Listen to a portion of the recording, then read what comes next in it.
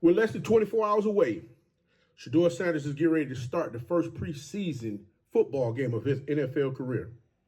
And the challenge is that many of the sport pundits on both Fox and ESPN feel that there's some things that's true and there's some things that's a lie.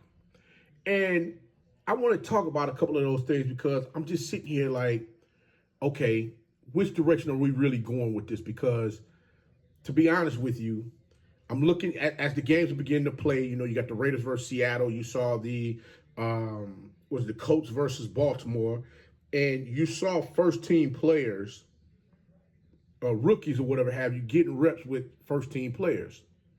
Same thing here. You see Judy, if not Judy, but the running back that came from Boise State that was number 2 in the Heisman Trophy, in running for the Heisman Trophy. He's out there with the first team with the Raiders tonight. And, you know, the funny thing is, the question has always been, will Shedeur Sanders get a honest, true look at the quarterback position? Well, what I'm going to say may surprise you. What I'm about to say may not surprise you. But I will say this. Hey, y'all give Shedeur Sanders a round of applause. He's getting the opportunity to be the starter in the preseason game tomorrow. Let's go, guys.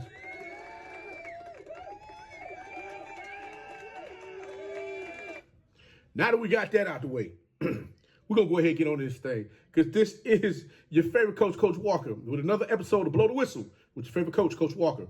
Listen, I'm trying to put this all together, so y'all make sure y'all tune in, tap in, tell a friend to come on in. Make sure you like, share, subscribe. This is on the Tomorrow League Sports Network platform.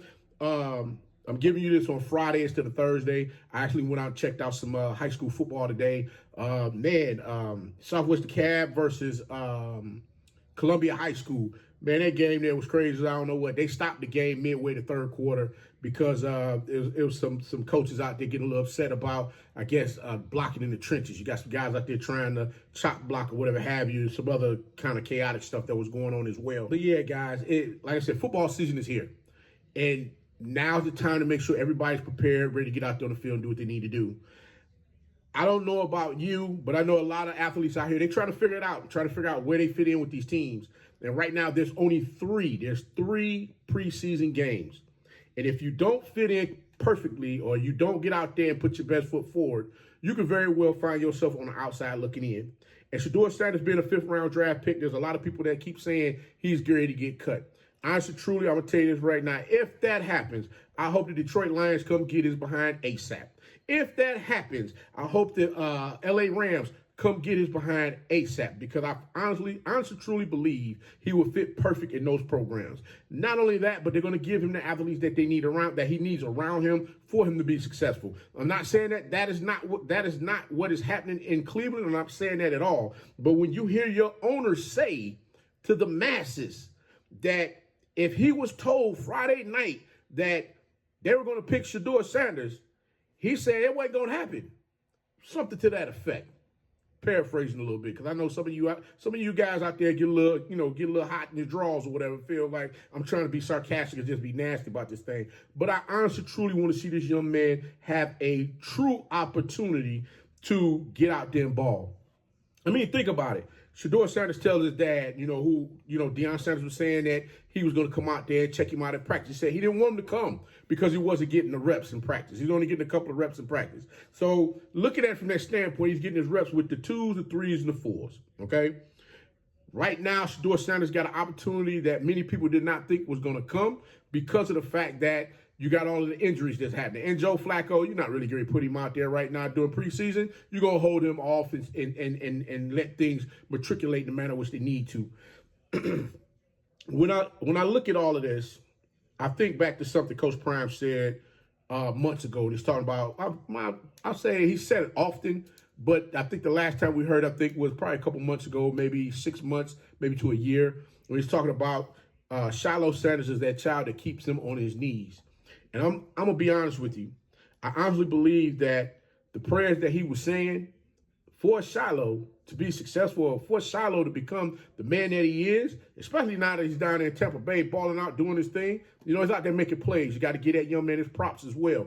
But looking at the prayers that were sent up, I honestly truly believe some of those prayers had poured over on the Shedeur to make sure this instant right here, he actually get an opportunity, a true opportunity to go out there and have some success playing the sport that he loved and be truly evaluated as a quarterback that can play in the NFL. Now we got all of that out the way. Let's talk about this comment that Louis Riddick found this was on Two Pros and a Cup of Joe.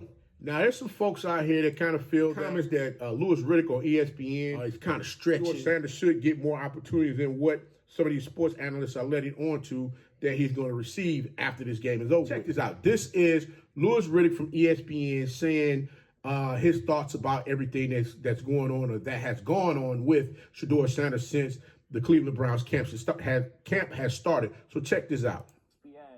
I'm afraid he's going to get on the field in preseason games without a lot of practice reps. And then they're going to ask him to perform these heroic tasks in order to prove that he's worthy of being a starter when he hasn't had enough reps to really get comfortable. That's the kind of battle he's dealing with right now. I know. I've seen it. We've been in these camps. We know how that goes. Yeah. You don't get enough reps. They play a whole half of a game, and then all of a sudden coaches are going, why are you making that mistake? Why aren't you making that check? Well, damn, coach, I never was in there in practice. Now, let's be honest here. One thing I want us to look at here from that standpoint, what he just said, I mean, some of what he says have some validity to it.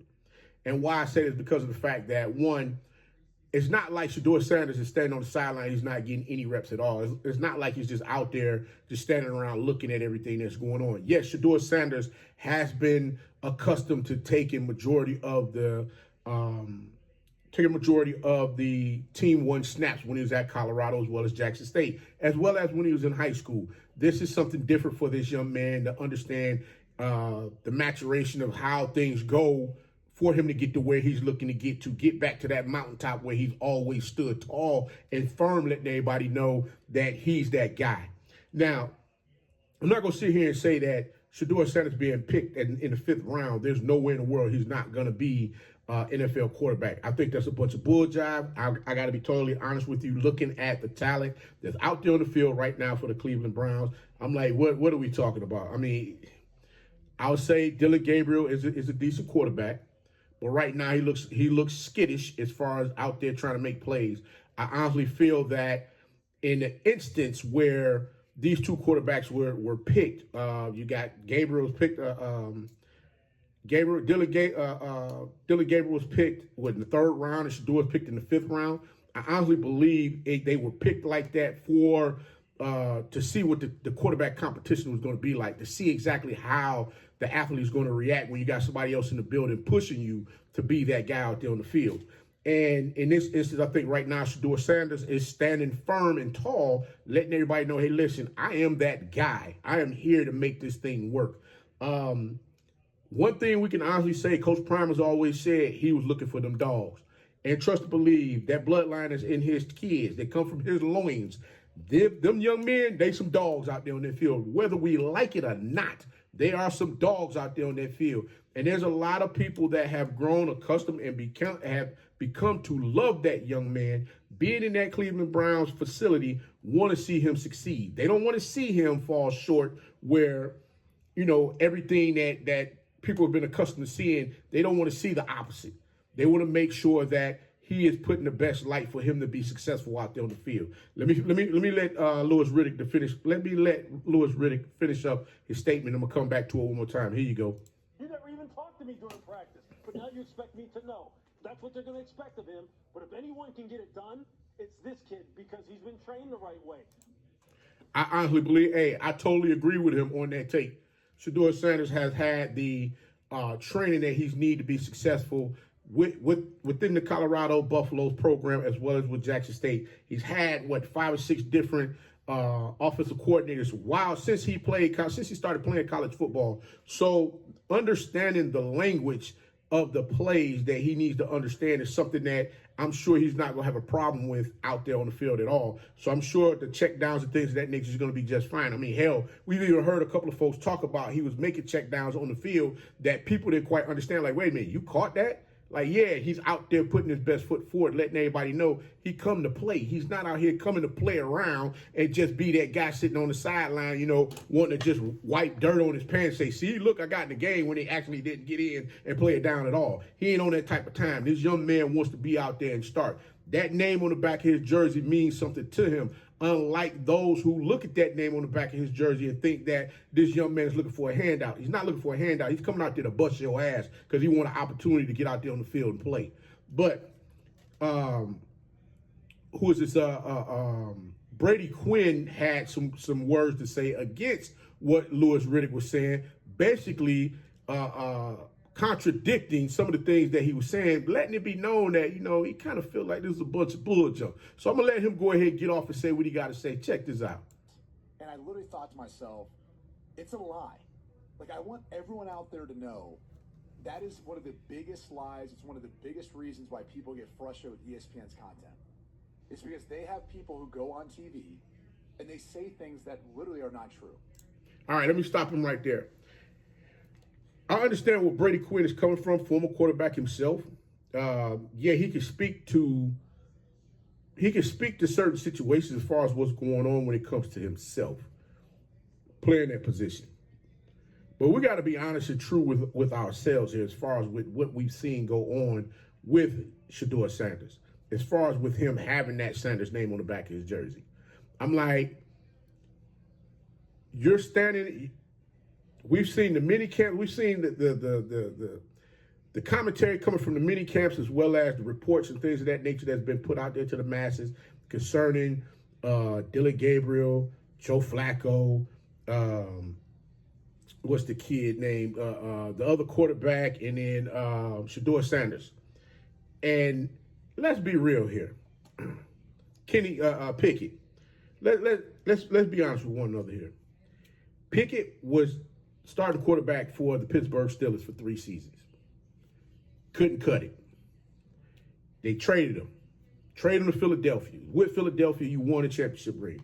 Philadelphia put you out there on the field during the game one season, and you had a big blunder out there on the field where you couldn't even get the ball out your hand. Throw it away or throw it down the field, do something with it. You got slammed to the ground with the ball in your hand. Matter of fact, if I'm not mistaken, I think you might have fumbled that ball, and the other team ended up getting that ball back and got to moving that ball down the field. I say all of that to say this. If the young man was who everybody thought he was, why is Pittsburgh looking for a quarterback? Why did Pittsburgh go run to get Aaron Rodgers to come in and become the quarterback? Why did Pittsburgh go get Justin Fields and Russell Wilson last season to be their quarterbacks? Brought them in as their quarterbacks, come in and compete. And if I'm not mistaken, I don't think the young man wanted to compete. That's why he asked for the trade when he found out that those two guys were coming into the organization.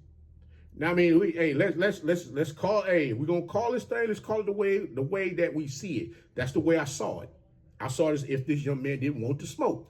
Now, I mean, if you didn't want to smoke, that's cool. I mean, you got your free pass to get you a championship ring. You can show your grandkids, your kids, your grandkids. Hey, look, daddy's a Super Bowl champion. Daddy didn't touch the field though.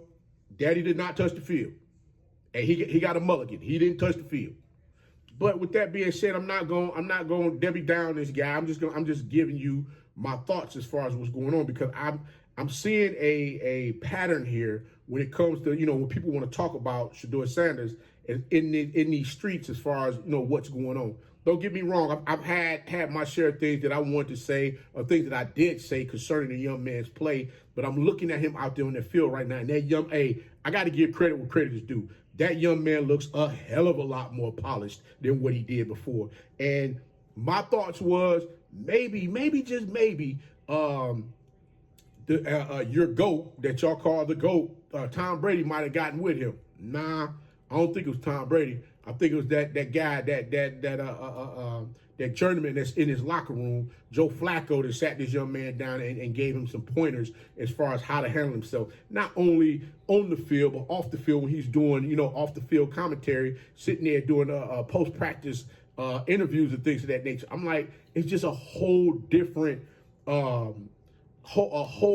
makeup of this young man, where it's like he's taking the business seriously. Not saying he didn't in the past, but what I'm saying right now, this young man looks like he's ready to be that guy. It's like push me forward.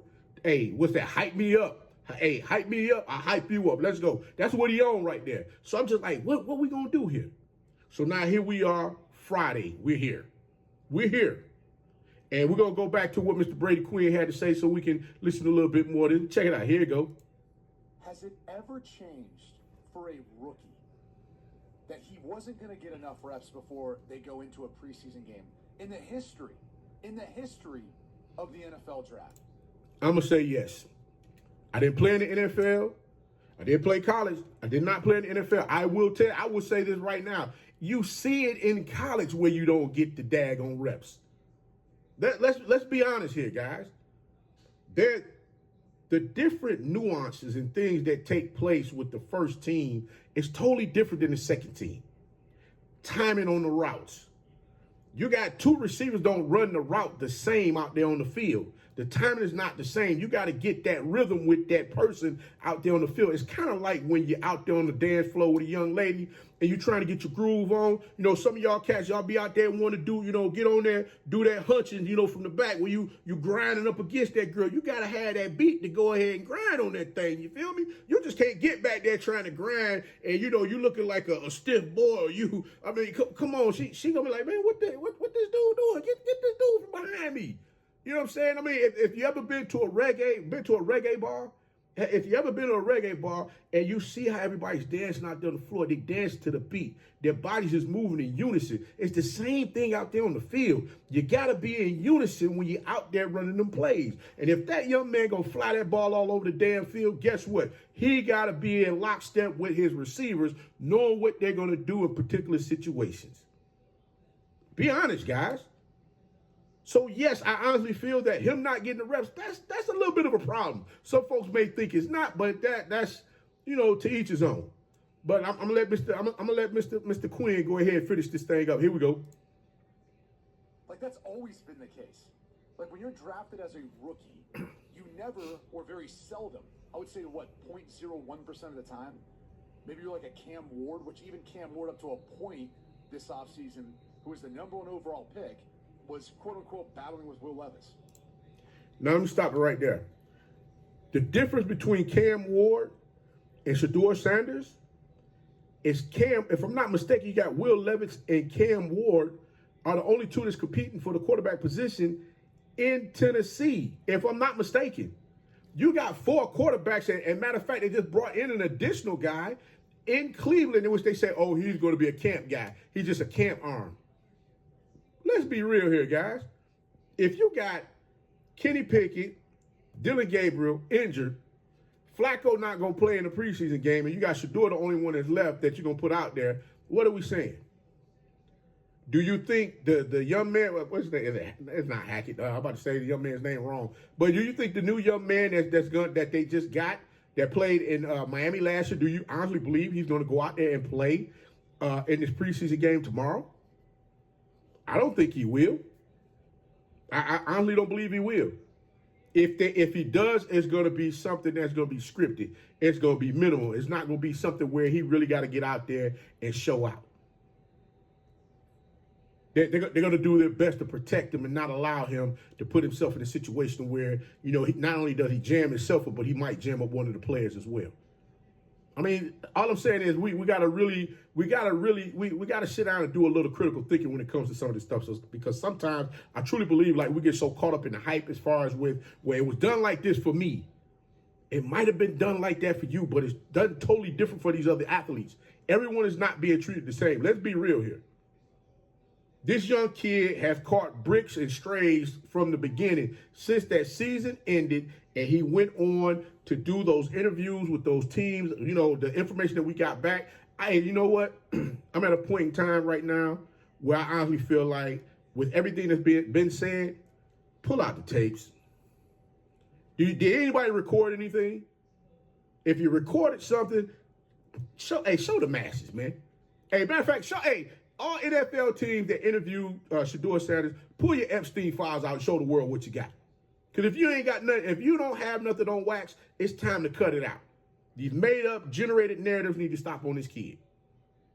They need to stop. Honestly, truly, if you don't want the talent, then let the talent get up on out of there and send them somewhere else. You guys have not had a decent quarterback since Bernie Kosar was there, and that's what, 30 years ago almost? 30 years plus? Look at the kids out there on the field. They're loving the fact that they see this man here taking time out for them. You got your city that has ingratiated this young man into the family, into the Cleveland Brown family, because they want him there. And this young man told you off the rip, if you don't want your organization to change, don't draft him. And I see a lot of you cats out there, y'all didn't draft him because you didn't want to change. Everybody's afraid that Coach Prime gonna come take their coaching positions, their head coaching position, and now I see why. Coach Stefanski, I don't quite understand what y'all cats are doing. I mean, I get it. Yeah, you have him running with the second team. I'm sure the plays are all the same that you're running with the second team compared to the first team, as well as the third and fourth team. I get that part. But again, what happens when you're trying to gradually bring this young man along, or better yet, you're not trying to bring him along at all. You're trying to position him or put him in a position where you want to see him act out, do the things that everybody felt or said that he would do if things didn't go his way. And all he's done was get out there and compete. So I'll say this. I'm going to let Brady Quinn get off this last thing, and we're going to go ahead and cut this dry. But hold on, check this out. So even he wasn't getting every single rep to prepare him for the first preseason game. But every single player isn't getting every single rep to prepare them for every single scenario. All right. This is the kicker. Every single player may not be getting every single rep, but every single player is getting reps with the first team. And that's the point that everybody's trying to make. He's not getting first team reps. And I think I've stated that multiple times already. He is not getting or has not gotten first team reps. But he's starting in this preseason game. So now my question to you is, are you guys looking to put the second team out there against the first team to see exactly what's going on? Are you going to put the second team receivers out there with part of the first team offensive line to make sure everything is okay? You know, make sure he's protected back there in the backfield? What is that? You know, what's the hook going to be? At the end of the day, you want to see this young man be successful. I think your Brown fans are sick and tired of being sick and tired of getting a half-ass program put out there on the field that's not looking to win anything. You paid Garrett all his money for him to be the defensive guy. And I mean, even with that, you guys could have went ahead, you could have got his contract done maybe a year or so earlier, and you saved a little bit of money. That's the thing I don't understand about what's going on with everybody here. Everybody got their own type of time that they on, and they want to treat these athletes like they're less than. And then when the athletes get frustrated, they want to go. Now everybody mad, or they don't want to be there no more. Everybody mad. You want to dog them out. Listen. I wish Shedeur Sanders the best of luck. I want to see this young man actually get out there and prove the masses wrong. I want him to get out there and ball his ass off. I want him to ball till he fall. I want him to shut up the critics. All the naysayers. Just shut them up. The time is yours, young man. Get out there and, squeeze all the juice out that thing you can, and let these folks know you have arrived. Let them know you've arrived. Now, you take away the stigma and the narratives of you got to where you are because of your daddy. Right now, you've shown the world you're willing to put in the work. You're willing to do all of the dirty things, the dirty work, to get to where you're trying to go. And daddy ain't there picking up the pieces for you. You're picking them up for yourself. Keep grinding. Let's see what it do. I'm going to be watching, checking out how this game going to go tonight. And I look forward to seeing this young man put on the show. But guys, your favorite coach going to go ahead and get up on out this thing. This is another episode of Blow the Whistle with your favorite coach, Coach Walker. Again, make sure you tune in, tap in, tell a friend to like, share, subscribe Also, leave comments down below and let me know, do you believe that Shedeur Sanders, they're setting Shedeur Sanders up to find a way to get him out of Cleveland with this game? Do you think he's going to get another bite at the apple to play in another preseason game after this one? Because they only got 3. And you got 4 quarterbacks that you're trying to get out there, which I don't believe Joe Flacco is going to play in a preseason game this year at all. Leave comments down below and let me know. And make sure y'all get the likes up on this thing, man. I need this show at 100 likes. I haven't seen 100 likes on the show in a minute. I'm challenging y'all. Let's get 100 likes on this show.